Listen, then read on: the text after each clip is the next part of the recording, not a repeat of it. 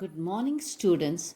Today we shall begin with the second part of the chapter Geomorphic Processes. We had done endogenic processes in the previous video. Today I will explain you exogenic processes. Exogenic processes, they derive their energy from the sun and also gradients created by tectonic factors. What are gradients? Slopes that are created by tectonic factors. तो इनको energy मिलती है सन से और slope से. Now the forces that play an important role in exogenic processes is gravitational force. सबसे important gravitational force होता है इसमें. It acts upon all the earth materials having a sloping surface. What is force? Force applied per unit area is called stress. तो अब ये जो gravitational force है इससे स्ट्रेस क्रिएटेड होता है. And what is stress? Again I am explaining. force applied per unit area is called stress. अब stress may be shear stress or molecular stress. So what is shear stress? I will explain you. It is a force which causes deformation. जिससे deformation हो जाता है अर्थ के surface का, अर्थ का, उसे shear stress कहते हैं. अब कैसे होता है stress? It is produced in solids by pushing or pulling. Forces that act along the earth materials are shear stress, which break the rocks and other earth materials, resulting in angular displacement or slippage. तो अब शिपर stress से क्या होता है, shear stress से क्या होता है, ये सॉलिड्स में काम करता है, आइदर उनको पुश करने से या उनको पुल करने से. और जो फोर्स अर्थ के मटेरियल्स पे एक्ट करता है, उन रॉक्स को ब्रेक कर देता है, या कोई भी रॉक्स है या अदर अर्थ मटेरियल्स को ब्रेक कर देता है, तो that is shear stress. Now another type is molecular stress. It may be caused by temperature changes, crystallization and melting. There are other factors too, but these three, they are the main causing factors of molecular stress. Third is chemical process. Chemical process, it leads to loosening of bonds between the grains, dissolving of soluble minerals और cementing materials.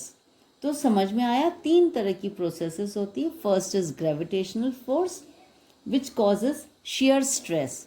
Second is molecular stress and third is chemical process. देखो अभी नीचे जो chart आपको दिख रहा है, ये मैंने आपको क्लियर बताया है कि जो डेन्यूडेशन प्रोसेस है उसके तीन वो हैं. एक तो weathering, it causes mass movements. Third erosion and transportation. तो वेदरिंग को किन चीज़ों ने इफेक्ट किया? Gravitational, molecular stress and chemical activities.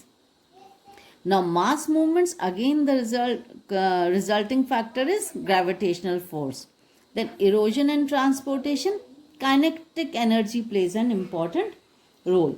Thus the main reasons that lead to weathering are weathering, mass movements and erosion is the development of stresses. Weathering, mass movement और erosion तीनों का कारण stress जो create होता है वो main कारण है. Stress created in the body of the earth materials. All the exogenic geomorphic processes are covered under a general term denudation. This chart now it gives us a clear idea what are the processes and what are the driving forces or energies. Now, geomorphic processes may vary due to climatic changes, altitudinal differences, aspect variations, variation in the amount of insolation received by the north and south facing slopes as compared to east and west facing slopes, due to difference in wind velocity and direction, amount of precipitation and evaporation, daily range of temperature, freezing and thawing frequency. Thawing frequency is defrosting, and the depth of frost penetration. These are the factors. These are the different factors which influence the geomorphic processes. Geomorphic processes may vary with all these factors. Now, one term I used, aspect variation. So, what is aspect variation? In physical geology, aspect is the compass direction that a slope faces. For example, if the slope is facing towards the east, it will have easterly aspect. If it is facing towards south, it will be having a southern aspect. Geomorphic processes, they depend upon the type and structure of rocks. कि rocks का structure कैसा है, वहाँ पे fold है, faults है, वहाँ पे सॉफ्ट रॉक है, हार्ड रॉक है, या वहाँ पे वो रॉक परमिएबल है, इम्परमिएबल है. तो बहुत सारे फैक्टर्स है जिस पे जियोमॉर्फिक प्रोसेसेस डिपेंड करती है. अब the effect of most of these exogenic geomorphic processes, they are small and slow, and in a short period of time they may not be visible to us, but in the long run the effect of the rocks seaward are visible clearly, because due to the changes that occur on the surface.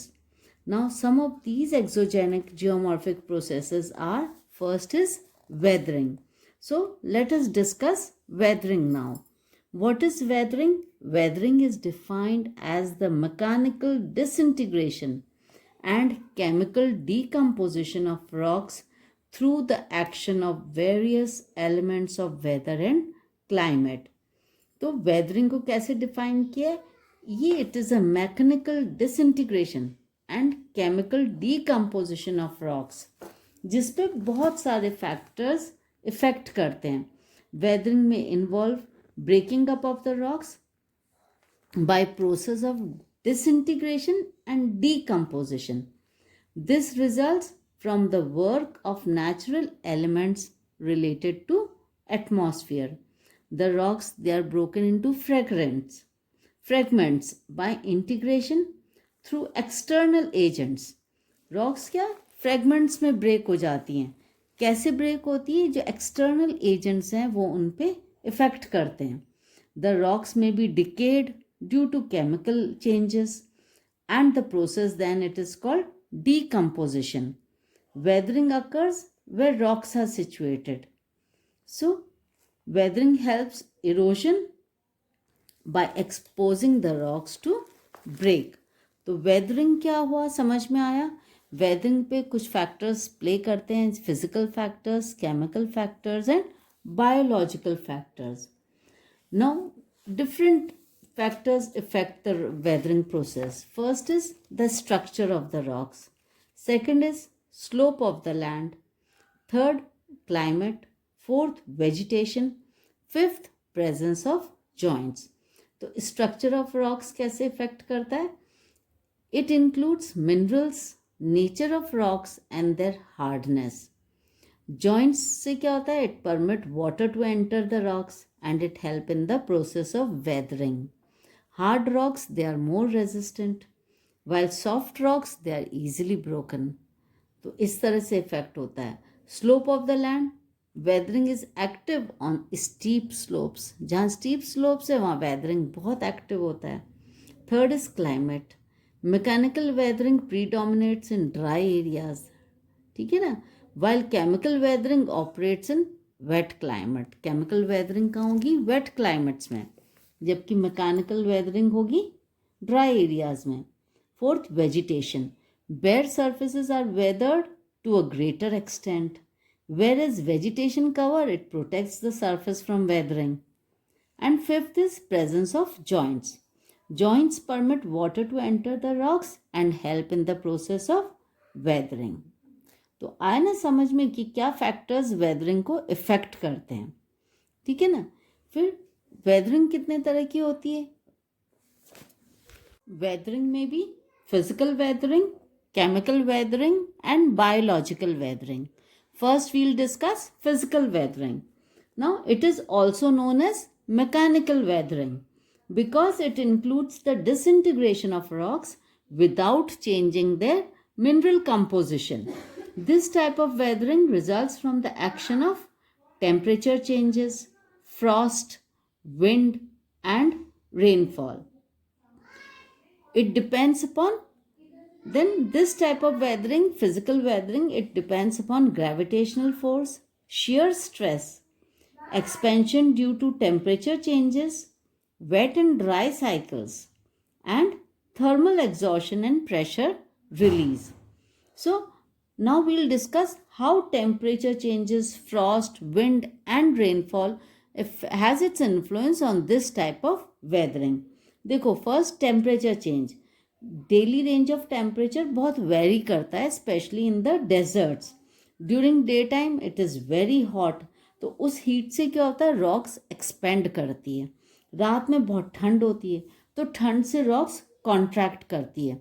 तो ये regular जो expansion और contraction rocks का होता है, उसके result से क्या होता है कि वहाँ पे बहुत सारे क्रैक्स और बन जाते हैं, बहुत सारे रॉक स्प्लिट होने लगती है, ब्रेक होने लगती है. So in this way temperature effects the breaking of rocks.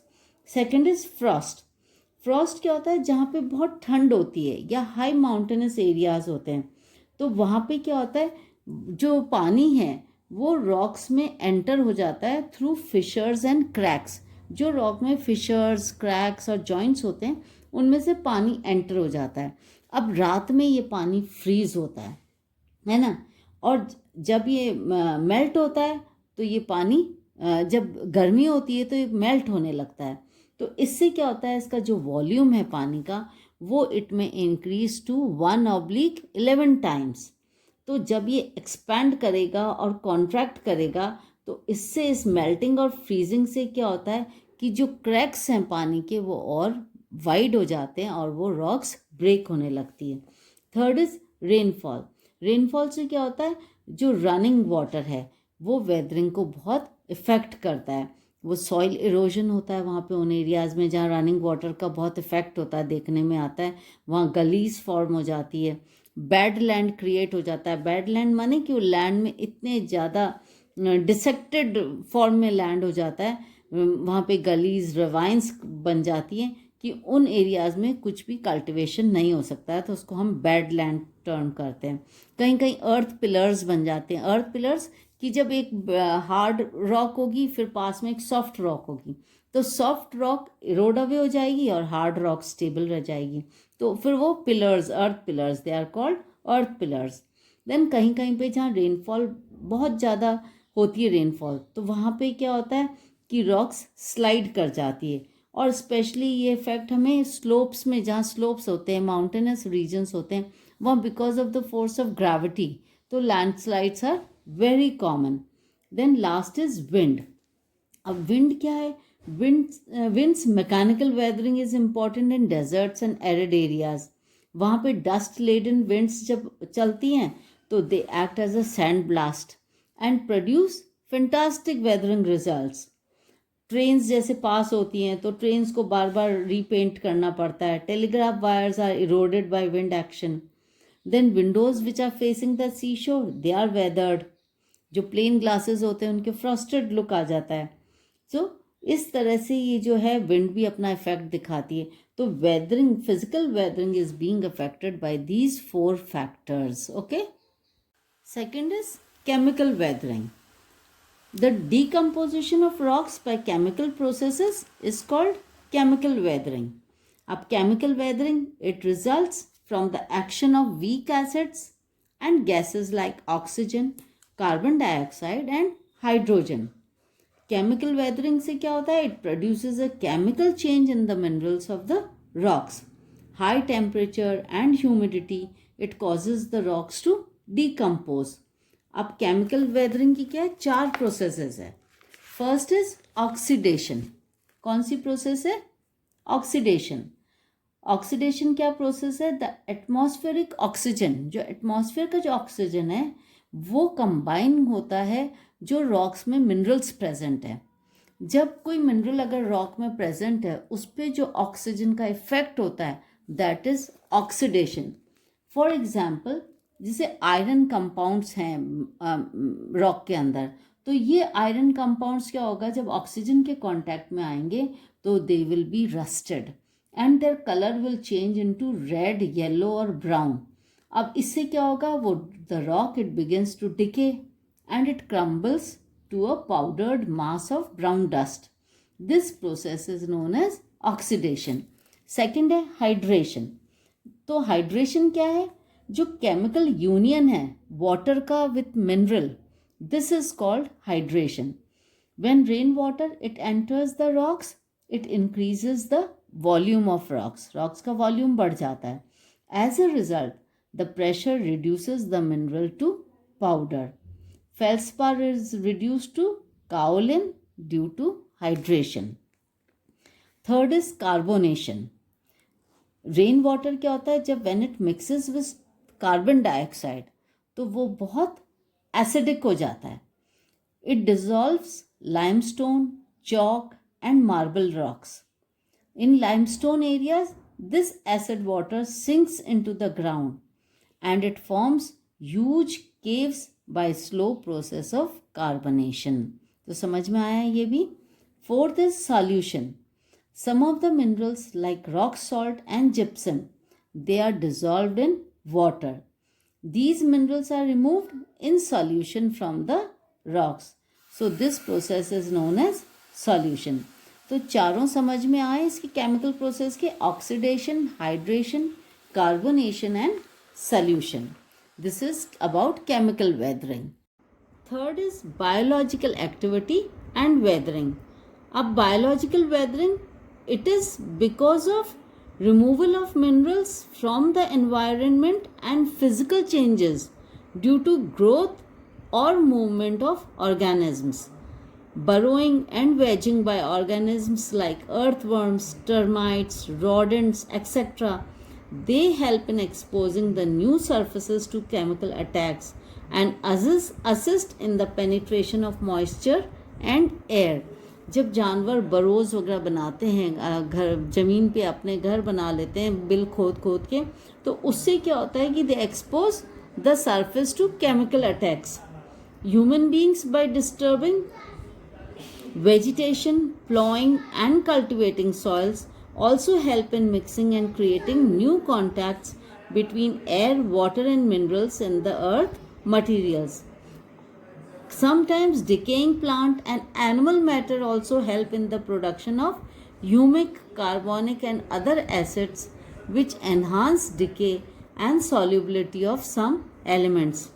Plant root exert a tremendous pressure on the earth materials mechanically breaking them apart. तो बहुत सारी बायोलॉजिकल एक्टिविटीज़ की वजह से भी वेदरिंग होती है.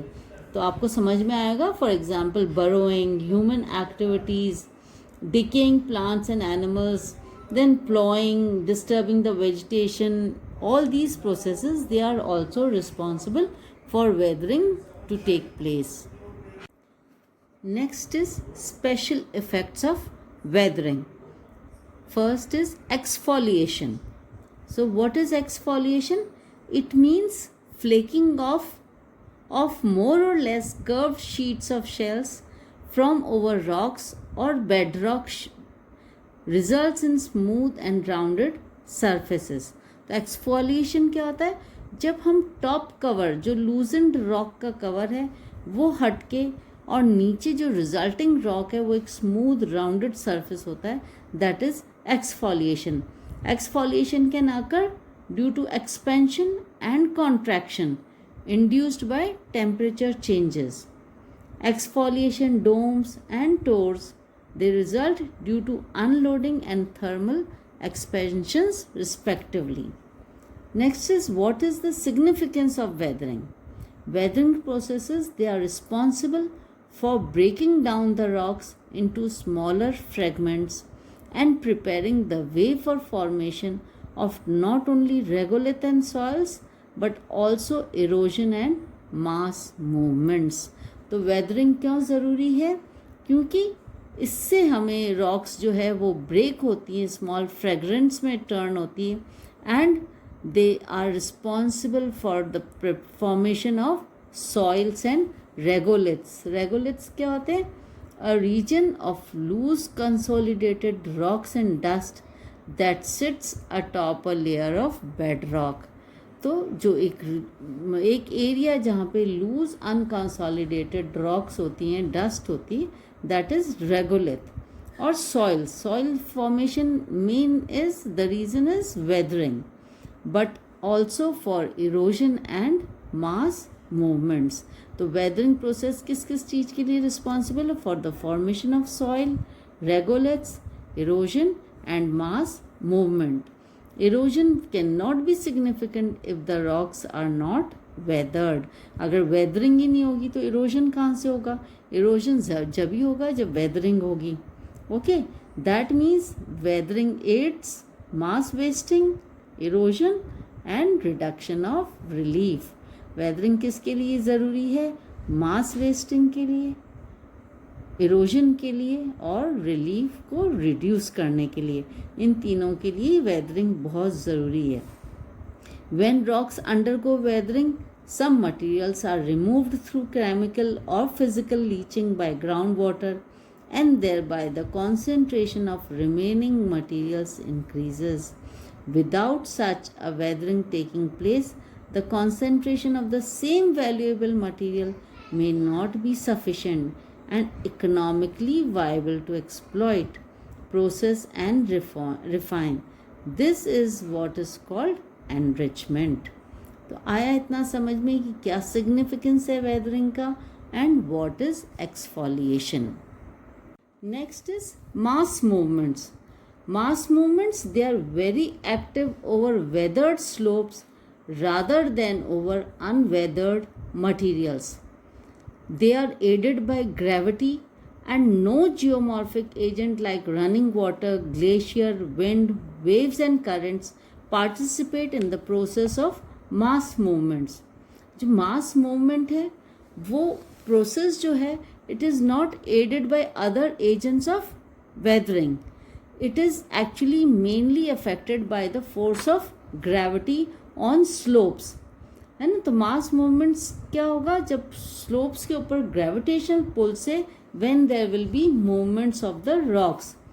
Weak unconsolidated materials, thinly bedded rocks, faults, steeply dipping beds, vertical cliffs or steep slopes, abundant precipitation and torrential rains and scarcity of vegetation, etc. They favor mass movements. तो mass movements इन सब वजहों की reason से होते हैं actually. जब कहीं पे फॉल्ट्स होते हैं, स्टीपली डिपिंग बेड्स होते हैं, वर्टिकल क्लिफ्स होती है, स्टीप स्लोप्स होते हैं, बहुत ज़्यादा प्रेसिपिटेशन हो, बहुत तेज़ बरसात हो, तो इन सब की वजह से एक साथ जब मास मूवमेंट्स होते हैं तो this is mass movement. Several activating causes they precede mass movements. कौन कौन से कॉजेज हैं? First, removal of support from below to materials above through natural और artificial means. Second, increase in gradient and height of slopes. Third, overloading through addition of materials naturally or by artificial filling. Fourth, overloading due to heavy rainfall, saturation and lubrication of slope materials.